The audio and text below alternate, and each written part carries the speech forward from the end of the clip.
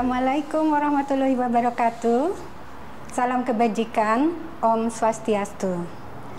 Berjumpa kembali di podcast KBRI Bratislava, dan untuk kali ini kita mendapat kehormatan dengan hadirnya Profesor Ana Agung Banyu Perwita, atau biasa disebut atau dipanggil Prof Banyu, betul ya Pak?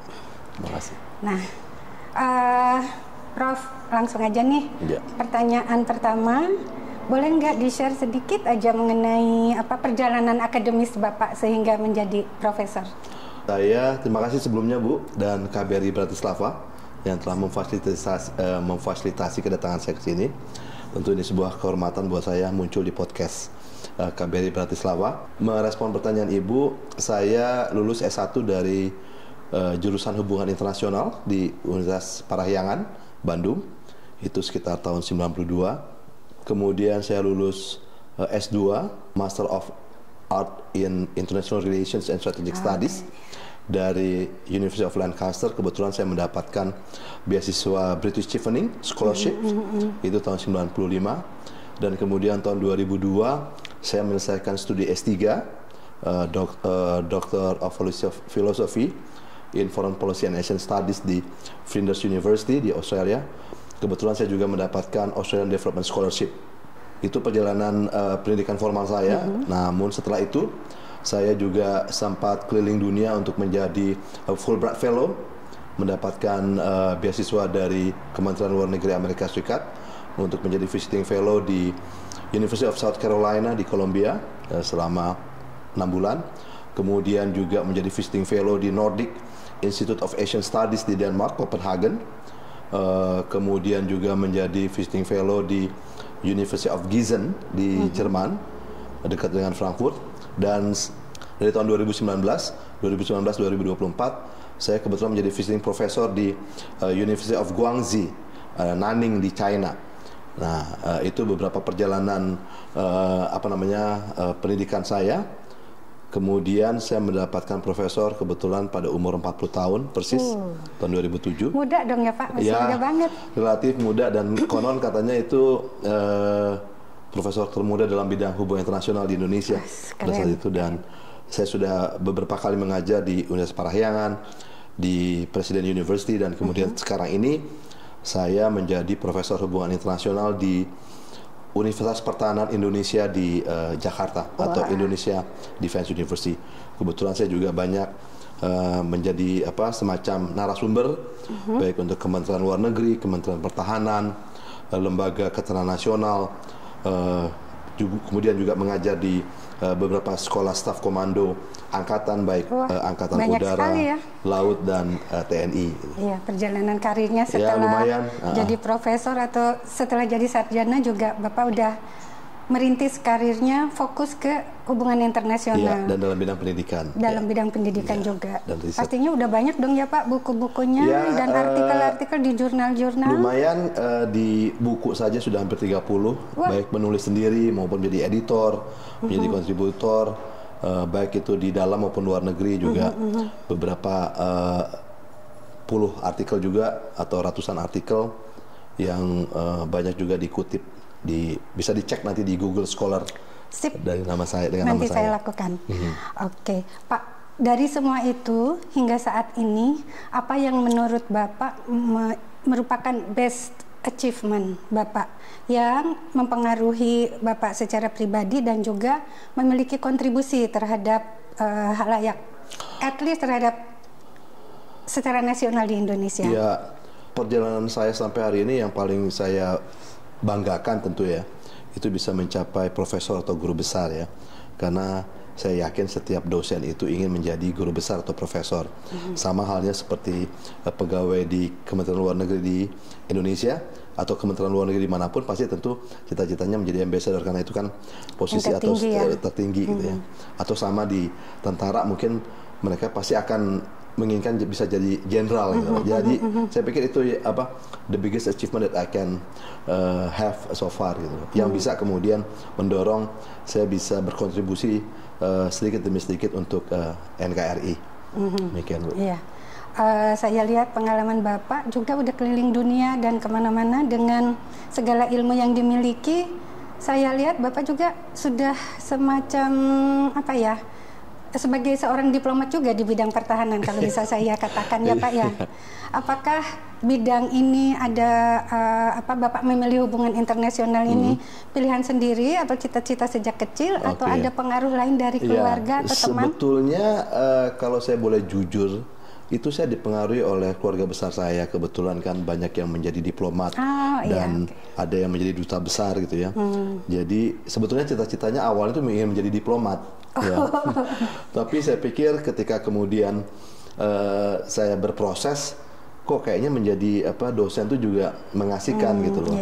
Jadi saya pikir kalau kita bisa jadi dosen dalam bidang hubungan internasional, saya pikir ini bisa menjadi dua kan.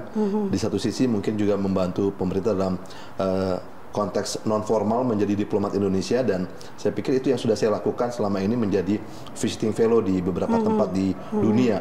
Jadi juga mewakili Indonesia, juga kemudian kita menjelaskan bagaimana Indonesia khususnya dalam bidang hubungan internasional dan kebijakan luar negeri dan kebijakan pertahanan, sehingga mungkin ini yang disebut sebagai education diplomat ya barangkali ya gitu ya. Sehingga dengan demikian kita juga bisa membantu khususnya pemerintah untuk mengedepankan makna hubungan internasional Indonesia di dunia dan juga kebijakan luar negeri dan kebijakan pertahanan. Iya, mungkin Bapak bisa ceritakan ada pengalaman sidang atau karena saya melihatnya sebagai expert yang melakukan aktivitas diplomasi yang memperjuangkan kepentingan Indonesia. Ya, kebetulan saya beberapa kali terlibat untuk menjadi peserta atau partisipan atau bahkan speaker ya, pembicara di beberapa forum ASEAN ya. Kemudian juga terakhir ini ASEAN Defense Ministers Meeting untuk persiapan mereka, SOM mereka. Karena kemudian juga mengundang para akademisi, sehingga dengan demikian barangkali saya bisa sedikit memberikan kontribusi pada bagaimana kebijakan pertahanan kita dalam konteks lingkungan keamanan di kawasan Asia Tenggara dan Indo-Pasifik.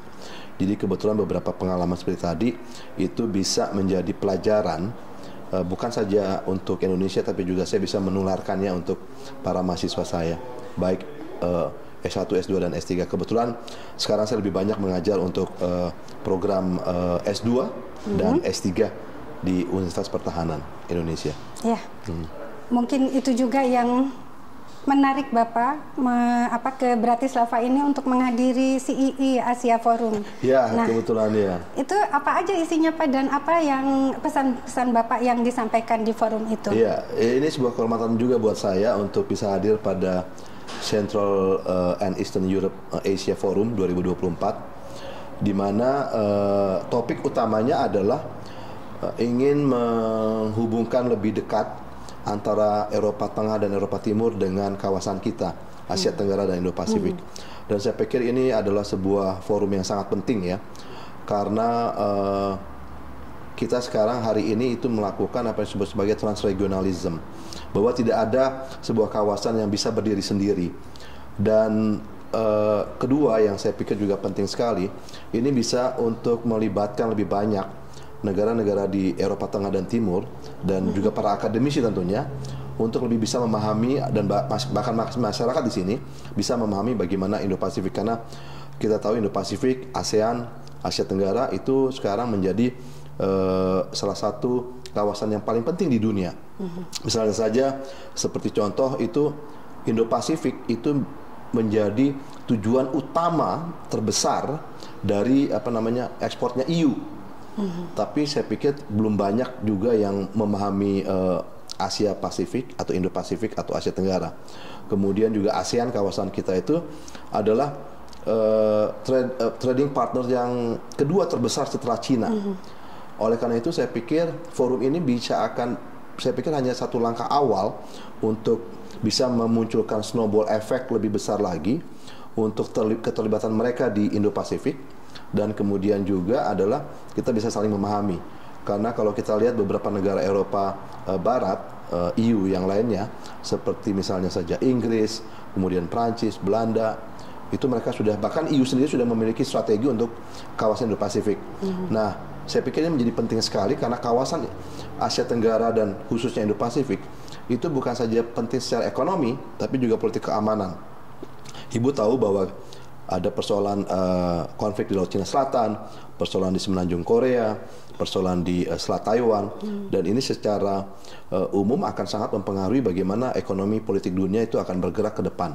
Saya pikir menjadi penting sekali dan mudah-mudahan forum-forum seperti ini bisa lebih banyak diselenggarakan sehingga dengan demikian kita bisa exchange of views ya, pertukaran pemikiran bagaimana kita bisa memahami Eropa Tengah dan Eropa Timur, sebaliknya Eropa Tengah dan Eropa Timur bisa memahami kawasan kita. Jadi saya pikir ini sebuah langkah yang sangat strategis dan saya sekali lagi sangat bahagia sekali bisa terlibat menjadi salah satu pembicara di forum yang bergengsi ini. Terima kasih, penjelasannya sangat rinci. Saya ingin juga sedikit pemahaman mengenai peta pertahanan Indonesia di kawasan di ASEAN sendiri, lalu peran apa yang bisa dimainkan oleh Indonesia dalam dalam konteks ketahanan yang kita sampaikan kepada forum-forum seperti di CEE kemarin. Oke. Posisi Indonesia itu sangat strategis ya, seperti kita tahu. Secara geopolitik, kawasan kita itu memiliki begitu banyak dinamika, baik ekonomi, politik, keamanan, bahkan sosial budaya. Sehingga kemungkinan konflik itu tetap ada. Kompetisi di antara negara-negara besar, Amerika Serikat dengan China itu besar sekali di kawasan kita. Belum lagi tingkat belanja militer juga sangat besar karena ada negara-negara seperti yang tadi saya sebut. Kemudian juga konteks ekonomi kita bisa menjadi, karena kita sudah menjadi engine of economic growth di kawasan dan bahkan di dunia. Sehingga dengan demikian kawasan ini telah menjadi titik sentral yang sangat penting buat dunia. Nah, Indonesia sebagai secara geografis negara terbesar di Asia Tenggara itu memainkan peran yang sangat penting sekali, di mana kita, karena inti utama hubungan internasional hari ini itu adalah kolaborasi, cooperation. Jadi kita bisa menjadi semacam jembatan untuk menengahi persoalan-persoalan kompetisi ekonomi, politik, dan keamanan khususnya antara negara-negara besar. Amerika Serikat di satu sisi, kemudian China di sisi yang lain. Sehingga peran Indonesia sangat sentral sekali, dan hari ini ke depan itu menjadi titik perhatian yang sangat tinggi karena kita sedang juga melakukan modernisasi alat utama sistem persenjataan kita. Meskipun orang atau dunia bahkan bisa menganggap bahwa kawasan kita adalah salah satu kawasan di dunia yang paling tinggi belanja militernya, tapi ini semua adalah semata-mata untuk aspek pertahanan dari negara-negara tersebut. Nah, oleh karena itu, rasa saling percaya, mutual trust, kemudian juga kolaborasi antar negara, bukan saja within the region, tapi juga dengan negara-negara lain di kawasan dunia lain seperti Central Europe maupun Eastern Europe, itu menjadi sangat penting sekali. Karena kita tahu bagaimana dampak ekonomi, politik, keamanan yang sudah terjadi dari perang Rusia dan Ukraina itu sangat mempengaruhi dunia, juga termasuk Indo-Pasifik. Oleh karena itu, kita perlu mencari terobosan-terobosan baru, inovasi-inovasi baru untuk bisa lebih merekatkan kolaborasi, networking di antara kita. Dan forum yang dilakukan oleh Central Europe Institute for Asian Studies yang menjadi tuan rumah untuk Asia Forum itu menjadi sangat strategis sekali. Sehingga dengan demikian upaya-upaya untuk bisa saling lebih memahami itu menjadi penting sekali untuk kita bisa melakukan kolaborasi. Bagaimana mungkin kita bisa melakukan kolaborasi kalau kita tidak saling memahami, kalau kita tidak saling percaya? Oleh karena itu, ini yang disebut sebagai memunculkan confidence building measure, penguatan mutual trust, rasa saling percaya di antara kita. Dengan begitu banyak fakta-fakta perbedaan yang ada, itu justru menjadi sebuah peluang untuk kita bisa melakukan kerjasama yang lebih erat lagi. Dan saya pikir peluang ini sangat besar sekali karena Eropa membutuhkan kita, sama juga halnya dengan kita membutuhkan Eropa. Jadi posisi yang akan saling tergantung satu dengan yang lainnya. Nah, oleh karena itu sekali lagi collaboration is the key ya. Oleh karena itu sekali lagi forum ini menjadi sangat penting sekali buat kita semua. Oke. Nah, saya ingin balik lagi mengerucut lebih kecil lagi ke kita, ke Indonesia. Menurut Pak Prof, apakah kita ada ancaman-ancaman untuk terjadinya konflik dengan negara-negara sekitar, ataupun dengan superpower Amerika atau Cina yang mengancam negara kita, sehingga kita ingin meningkatkan belanja militernya? Kalau kita bicara mengenai ancaman atau persepsi ancaman, itu paling tidak kita bisa bagi pada dua. Persepsi ancaman yang muncul dari luar, termasuk juga persepsi ancaman atau ancaman-ancaman yang muncul dari dalam. Nah, ancaman dari luar dan dari dalam ini akan saling terkait. Dalam konteks tadi, penilaian kita terhadap lingkungan keamanan kita di Indo-Pasifik sangat besar. Kita masih punya persoalan di Laut Cina, South China Sea, ya. Kemudian ada persoalan di Korea, semenanjung Korea dan Taiwan. Tapi juga kita masih memiliki beberapa persoalan perbatasan dengan negara-negara tetangga kita. Itu dalam konteks eksternal, tapi juga internal kita banyak juga memiliki persoalan-persoalan yang mungkin hari ini menjadi ancaman potensi, ancaman-ancaman yang sifatnya potensial, seperti keamanan energi, keamanan pangan, keamanan air, dan persoalan-persoalan lingkungan hidup. Oleh karena itu, bukan semata-mata kita melakukan penguatan di dalam anggaran belanja militer yang memang kita lakukan karena kita memiliki kekuatan pertahanan yang relatif terbatas dan sudah agak tua. Oleh karena itu perlu diremajakan. We need to rejuvenate our military capability. Tapi di sisi yang lain juga ini seperti dua sisi pada satu koin, two sides in one coin, di mana kita juga membutuhkan diplomasi. Nah, hari ini atau perkembangan hubungan internasional kontemporer dewasa ini itu memunculkan konsep baru, relatif baru dalam tanda kutip, yaitu yang disebut sebagai diplomasi pertahanan. Nah, diplomasi pertahanan itu bukan semata-mata bahwa kita memperbesar kekuatan militer, tapi juga melakukan kerjasama antar sektor pertahanan di masing-masing negara. Kuncinya adalah rasa saling percaya. Karena kalau dengan rasa saling percaya ini akan muncul, kita bisa berdialog bersama-sama. Jadi the habit of dialogue is very important in order to expand the mutual trust. Tapi kemudian juga dengan demikian kita bisa melakukan kerjasama. Baik kerjasama itu bisa military exercise, exchange of views among military personnel, dan sebagainya. Jadi memang di satu sisi kita membutuhkan penguatan aspek pertahanan kita dari sisi militer, tapi di sisi yang lain juga kita membutuhkan penguatan pada aspek diplomasi. Oleh karena itu sekali lagi seperti yang tadi saya sudah katakan, ini just like two sides in one coin, ini harus berjalan beriringan. Nah, dan kunci ini menjadi sangat penting karena kita tidak menginginkan adanya konflik-konflik baru, konflik bersenjata baru di kawasan itu. Oleh karena itu pencegahan disebut sebagai preventive diplomacy is also another important key in order to achieve our common, let's say, kalau istilah saya itu kita lebih menginginkan sekarang balancing of interest. Bagaimana kita bisa mengimbangi perbedaan kepentingan yang ada melalui dialog, melalui forum-forum, melalui sidang-sidang. Dan ini memang akan membutuhkan waktu yang panjang, tapi this is something that we have to do in order to avoid the possibility of the new conflict in our region. Kalau boleh saya tangkap penjelasan Bapak barusan, jadi di satu sisi diplomasi pertahanan itu dilakukan untuk mencegah timbul, salah satunya ya Pak ya, untuk mencegah timbulnya konflik yang akan merugikan siapapun yang ada di dalam konflik tersebut. Tapi di sisi lain, terutama tadi Bapak juga menyebutkan bahwa kawasan kita adalah merupakan kawasan dengan anggaran militer tertinggi. Sebetulnya jauh lebih tinggi Singapura dan beberapa negara yang lain. Tapi intinya adalah, maksud saya mungkin apakah kita masih akan menghadapi kemungkinan konflik militer di masa depan? We have to be prepared for that, Bu. Jadi kita memang harus selalu menyiapkan diri kita untuk menghadapi kemungkinan itu. Tapi sekali lagi, untuk mencegah itu kita bisa melakukan diplomasi pertahanan dalam hal ini ya. Dan posisi ASEAN itu menjadi sangat penting karena di ASEAN sendiri, tadi saya share pengalaman saya di ASEAN Defense Ministers Meeting, itu merupakan forum di mana para menteri pertahanan negara-negara Asia Tenggara itu bisa bertemu dan berdialog. Dan kita bahkan sudah melakukan ekspansi dengan EDMM Plus dengan melibatkan 8 negara mitra dialog. Jadi dialog itu menjadi penting ya di antara kita untuk meningkatkan sekali lagi tadi mutual trust agar penggunaan kekuatan militer itu adalah the last resort.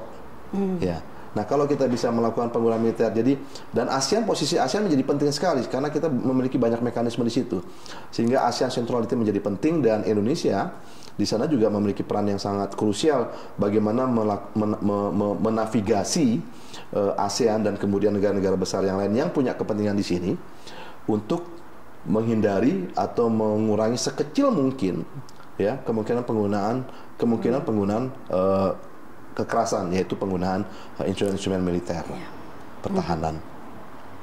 Menarik sekali ya Pak ya. Nah sekarang Bapak gimana melihat hubungan Indonesia dengan Slovakia?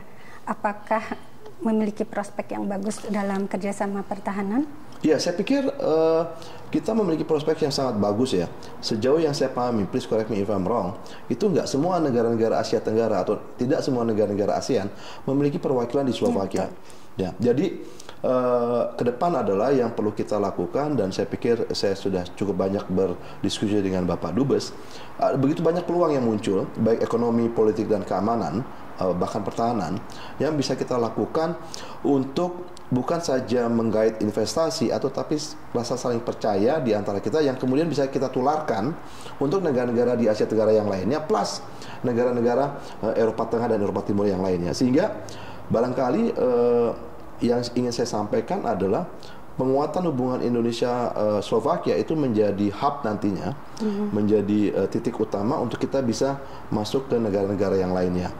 Dan saya pikir ini menjadi sebuah tantangan buat kita ke depan, karena Slovakia juga dalam konteks ini memiliki hubungan yang cukup dekat dengan kita, dan mungkin akan banyak potensi-potensi yang bisa kita gali ke depan.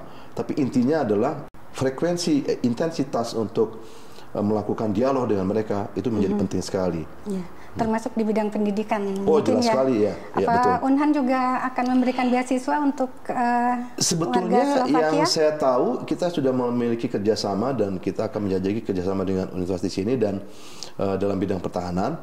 Dan memang di Unhan sendiri itu sejauh yang saya pahami kita bisa mengirim perwira-perwira asing ya, mahasiswa asing dari negara-negara untuk melakukan studi S2 di Unhan.